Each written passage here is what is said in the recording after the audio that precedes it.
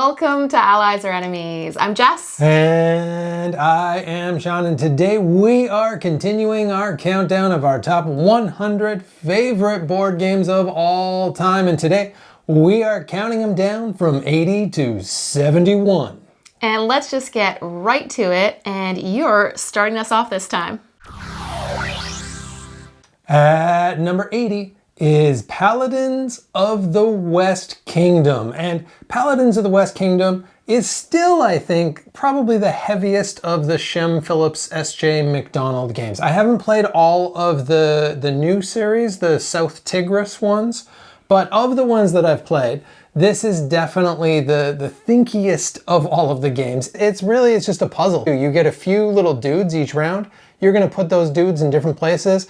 They're gonna get you stuff. You're gonna use that stuff to get other stuff. This is really what the game, you're just exchanging stuff for stuff, and you're trying to stretch that out as far as you can to unlock as much stuff as you can. And it is so fun, and it's so engaging. And it is kind of a solo game. It's definitely the best solo of the West Kingdom series for sure. And it is, I can happily play it by myself. I can very happily play it with others. And it is my number 80. My number 80 is Sonora, and Sonora is a flick and write game. You've got these great number discs that you flick into these 4 different zones, and then at the end of the round, you take the numbers that are in the different zones and you get to mark it off. But as you mark it off, it often leads to these combos that interconnect with all the various zones. But what I really like about it is I love the flicking because it can be chaotic. You're always trying to decide where you want your disc to be, but if possible, how you can mess with the other person's disc as well and try to knock them off the spots they want to be. So it's this great mix of flicking and writing and combos that makes it my number 80. My number 79 is Carnegie, and Carnegie is just this perfect mix of beige and beautiful, and that definitely describes the board. This game is so pretty. It's not pretty at first, and then it's so pretty.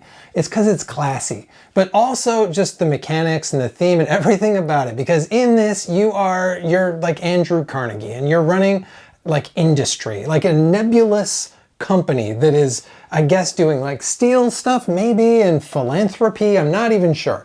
But you've got people who work in this company, and they're going to move around to different rooms. You're going to be adding different rooms as you go. You're going to be putting stuff out on a map, and then there's all sorts of stuff that you are doing in this game. It all connects to each other in these really interesting ways. But I think the coolest part is it is one of my favorite mechanics, which is I pick an action and then everyone else gets to do the action. But the interesting thing in this one is it does that mechanic the meanest way I have ever seen. That really your goal is to choose an action. Everyone else could do that action, but try to time it so they definitely can't. So you're always trying to look for opportunities where it's oh, no one else has people in those rooms, so now I'm gonna do that. So you're always trying to sneak your way into doing an action that no one else gets to take advantage of. And I love how clever that is, and it is my number 79. My number 79 is First Rat, and in First Rat you are rastronauts, which are rat astronauts. And it seems so simple because all you're doing is you are moving your rats along a one-way track to the end. But where the cleverness comes in is when you can move multiple rats to land on the same colored spaces, then you get to activate each of those rats. And there's also enough other things you're doing too, because you can add little comic books that give you bonuses that you can do. You can even turn some of them into super rats. And so even though it seems so simple, you're collecting resources, changing those resources in to make parts of a spaceship, it ends up being a really interesting puzzle for how quickly you go along the track and when you can combo your rats in just the right way. And it is my number 79. My number 78 is Merchant's Cove, and at the heart of this, it's a fairly simple game. You're trying to make goods, then you're selling those goods in the Merchant's Cove. And you got boats coming in, you're putting dudes on boats, you're moving the boats to different places. And that part's pretty interactive and pretty sneaky because you're trying to set it up so you got the right customers for what you're making. But the cool thing is how you make your goods. So you've got all of these super asymmetric characters, and they all play, as you would think as asymmetric characters, very, very differently. But this is like as asymmetrical as any game that I have ever played. So you've got someone playing a character that's all about dice placement. You got someone else doing like a little roll and write. You got someone else doing like a mini potion explosion. They're all just so wildly different, and all of the characters are like, they're fairly simple. But I love that every time I play this, it's such a different experience. I find that so interesting, and we got a bunch more on the way as well because we backed the Kickstarter for the expansion. So I'm super interested in playing with those ones too. And it is my 78. My number 78 is Harmonies, and I am a sucker for nature games, and I am a sucker for games that look great. And this does both of them. So this is a new game. It came out this year, and it is like a tile placement game, but you're using these beautiful chunky tokens that represent the different landscapes. And so you have to draft your tokens, put them on the board, and then try and pair it also with the scoring cards that you're drafting. And it feels a little bit like Calico in that, like, that spatial puzzle that you're trying to figure out, and it never works out like just perfectly. You're trying to find the synergies between the cards that score with your tiles, and it ends up just being this like beautiful puzzle that makes it my number 78. My number 77 is Seven Wonders Duel. And at least for me, this is the first time I remember there being a dual version of a larger board game. It probably happened before, I'm not sure if it did, but this one does it so well. When Seven Wonders came out, I didn't have a very big board game group. I didn't have a lot of people to play with, so I never really got a chance to play Seven Wonders. I always heard it was so great. So when Seven Wonders Duel came out, I finally got to scratch that itch. And it just does such a tremendous job. And now I've played Seven Wonders and Seven Wonders Architects. But for me, this is the most interesting, most streamlined version of Seven Wonders. And I love the pyramid drafting. I think so interesting. I will say that the first expansion does fix it a little bit. It makes it just a little bit less kind of predestined about what you're going to take. But how they manage to adapt the army, the culture, all of the bits in Seven Wonders, I think is so, so clever. And it is my 77. My number 77 is Tidal Blades. And in Tidal Blades, you are like auditioning to be heroes of the reef. It's created this beautiful world. It's all designed art. Well, the art's all by Mr. Cuddington, and it looks incredible. And I can almost like picture this world of these people that are trying to compete these different challenges. So how you do that is through worker placement, and you're using dice. So you're constantly trying to get dice and upgrade dice, because then you have to spend those dice. And so you're managing your dice pool along with your actions to be able to impress the judge, complete different skills, as well as like fight the monsters that keep trying to get into the reef. So I love the world that it's created, but also the dice puzzle and managing those dice makes it my number 77. My number 76 is Kutna Hora. And Kutna Hora is a really clever economy game. And I'm not usually that into economy games, so it says a lot if an economy game wins me over.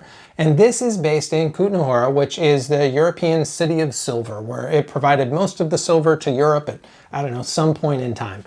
And in it, you're building this city, and you're mining silver, and you're doing, a bunch of stuff like you would think you would in a city building game. But the interesting thing is, each player is kind of responsible for 3 kinds of buildings. So there's a whole mix of different buildings. There's stuff like lumber and silver, obviously, and beer, obviously, they would always need. And so if whatever you are responsible for, you can make that building. And as you do, the price of goods is going to go up and down depending on supply and demand. It's got this really clever, you're just moving these cards, moving the price back and forth. Then that affects the economy you get.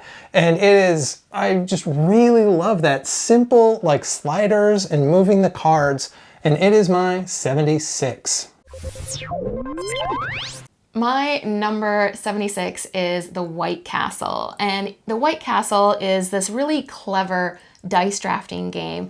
And what makes it so interesting is there are only 9 turns in a game, which seems like so few, but you can actually do quite a bit, because when you draft your dice, you then put your dice down on an action spot, and often the action spot might let you do like 2 actions depending on the color of the dice, and you're always trying to like look for combos. And between the puzzle of trying to maximize what dice to take and where to put it, all within like such a short time frame and short amount of turns, keeps this game like so interesting. And it's one that we definitely got better at the more we played, because I think the very first game I was like, you can't do anything, and then the very next time we were already like figuring out, like working it out on how to do better. And it is my number 76.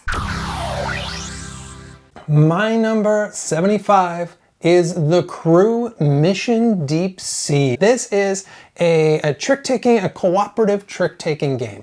And so you've got a bunch of goals that are laid out that you've all got to do. So you know what the goals are, and those are assigned to you at the start, but you cannot say what cards you have in your hand. And you're not allowed to, we're really strict with this. You're not allowed to like blink or like do any tricksy things. You just have to kind of read by the cards and just kind of hope and do your best with it. And it's, I love the silent communication of it, the like connection. We only ever play the 2-player variant of this too, which I think is really solid. I think they actually undersell how decent the 2-player variant is. I hear great things about the multiplayer, which is the way it's kind of meant to be played. But it is a really great game. So if you want a co-op trick-taking game, this is really the one to get. And it is my 75. My number 75 is Unlock. And Unlock, I'm just grouping it as like its own category. There are a ton of them. And they are basically like escape rooms in a box. Most of the unlocks come as like a package of 3. And so it always feels like a special occasion because you can only play each one once. So we save it up and they're like, okay, now we're gonna do one of them. And you are trying to figure out the puzzle. So it's cooperative and it's also app-based. But even though I'm not usually a fan of app-based games, I do find the app integration works pretty well overall for this one. I hate apps, and it's really good. Yeah, they do some like clever things, and so it is very much box dependent. But on average, they're pretty solid, and it is my number 75. My number 74 is Tillatum, and I talked earlier about Carnegie being so beige and so pretty, but this out-beiges it times like 1,000. This is the beigest beige game you can ever find, and I love it. So the theme is just kind of like Europe is the theme basically, and you're putting out stuff, you're building these little cathedrals, you're putting stuff in towns, you're getting people into this board, but the mechanics are so clever because the main mechanic of the game is you're drafting dice. You got dice around this circle. When you take a dice, it's a number, and that number is the number of resources of that kind that match the dice you get.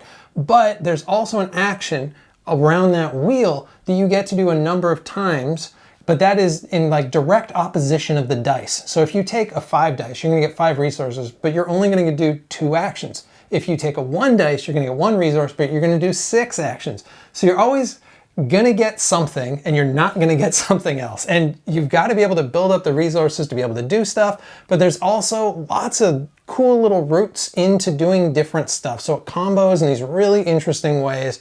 It's such a fun, such a smart puzzle. As long as you're cool with some beige, I think people would really get into this one, and it is my 74. My number 74 is Spirit Island, and Spirit Island is a very heavy cooperative game, and I love the theme. You are spirits that are trying to scare away the invaders, and so it is a really challenging puzzle because the invaders, they just keep invading. They keep coming and getting stronger. But at the same time, so is your spirit, and it's all asymmetric spirits, so it's always an interesting puzzle to try and figure out your spirit and how to play them and how to play them well with whoever else that you're playing with too. And so as the invaders do more and more, you are also doing more damage. And it has this weird flow to the game where at the beginning, it always feels like almost impossible. And then you reach like this precipice when you kind of have the right combos that you can just like destroy very quickly.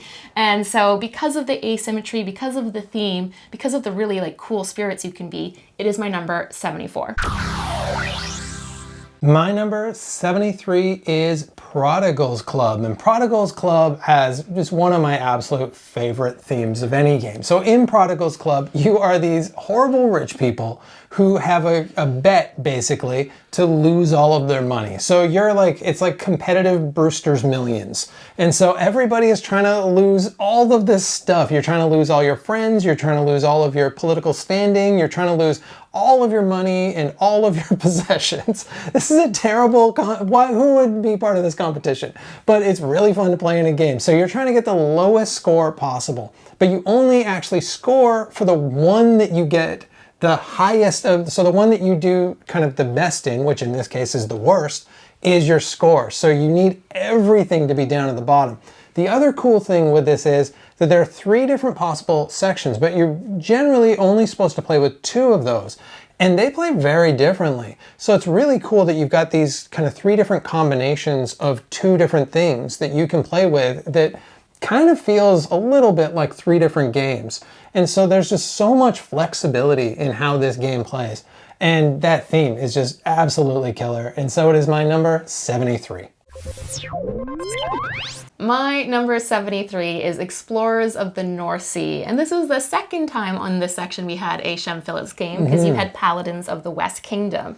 And Explorers of the North Sea, you are Vikings and you are exploring the seas. And how you're doing that is you always have to add a tile to this ever-growing land that everybody is using and exploring. And you are sending your Vikings out, you're collecting different animals, you are putting on like different buildings. And it's just a really clever game that feels so different depending on how all of those islands get built. Sometimes we end up with like a few really large islands that we're vying for control.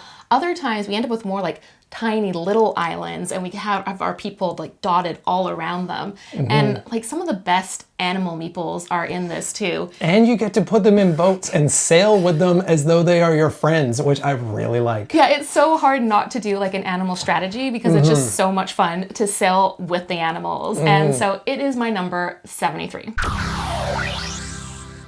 My number 72 is Istanbul. And Istanbul is, first of all, it's got this really cool board because how you put out the board is you got all these different tiles and you like kind of scatter them about. And so it's going to be different every single game. We always also play with both expansions, so we always have quite a big giant board. So you're moving around as this merchant, and you also have all these other dudes who are like your apprentices. And as you move, you're gonna leave them in different places to kind of do your bidding. You're like, hey, you go buy this thing, you go trade that other thing for gems.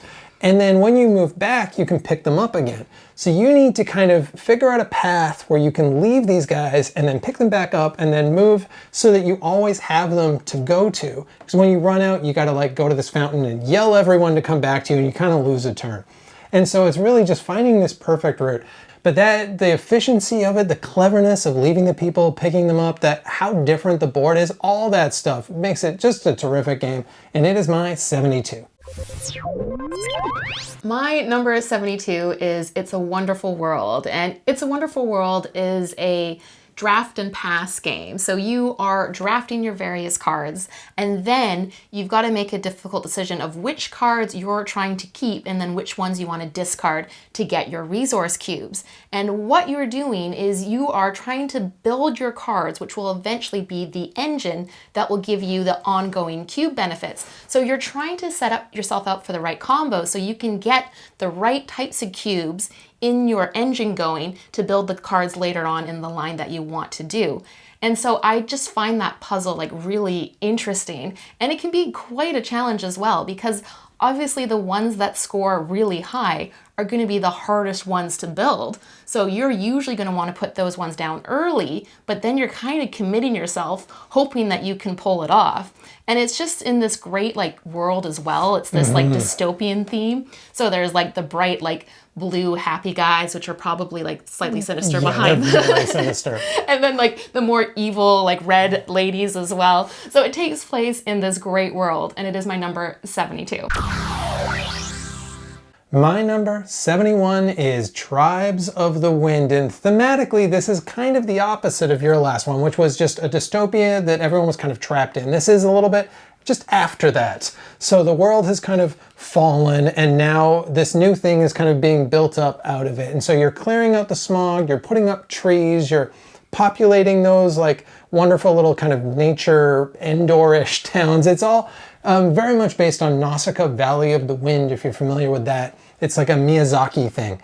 And it's just really, it's beautiful Vincent Dutrait art. But the game uses this really cool mechanic where to play cards, you need there to be other cards present, but the other cards, kind of your resources, are the backs of everyone else's cards. So everyone's got their cards up in this card stand, you can see the backs of everything else, and you're gonna have things like you need this many trees, or you need more trees than other people have, or you need less water. So I know there's a few other games out there that kind of have this mechanic like Hanabi, but I don't know of another game that has it like this. And it also has a really cool two-player variant, and I actually really like this at 2 players, where the card row where you're drafting from becomes the other player. And that's cool because now you can affect both what you have and what that row has, and that impacts both you and your opponent. And just that like the decision of what do I want to draft, and then what am I going to need next time so that I can do this thing, so I have water and I can move and I can make my trees and all this stuff. Just so clever. And I love that back of the card resource, so clever. And it is my 71. My number 71 is Suburbia, and in Suburbia you are building your own suburban town, and you're doing that by like getting these tiles out of the market. But every time you put a tile down, it's going to have its own effect, and it's going to affect the surrounding neighboring tiles. It could also potentially affect the other tiles in your town, and even the like tiles that are in everybody else's town as well. So you always have to like pay attention with what you have and the different almost like engines you're building, because you can find these really clever combos by getting like the right combination of tiles. And it can feel like a lot to keep track of, but it times it like so perfectly, because by the time you think, oh, I can't possibly remember one other thing, it's always like then when the game ends, which is really clever. And it has a really great catch-up mechanic where as soon as like you get more and more population, which is your points, it means you've got to like decrease your income and the rate at which you gain population. So if you go ahead quickly, you're actually going to be gaining less. And I think that's a really nice way of like helping people hopefully catch up, or at least balancing it out. And it is my number 71. And that is it. That is another one in the books. That is our numbers 80 all the way down to 71, which means next time we're going to be counting down the hits from 70 to 61. Thank you so much for watching. Please let us know in the comments if you've played any of the games we talked about. And as usual, please like, subscribe, and hopefully we'll see you next time for another game.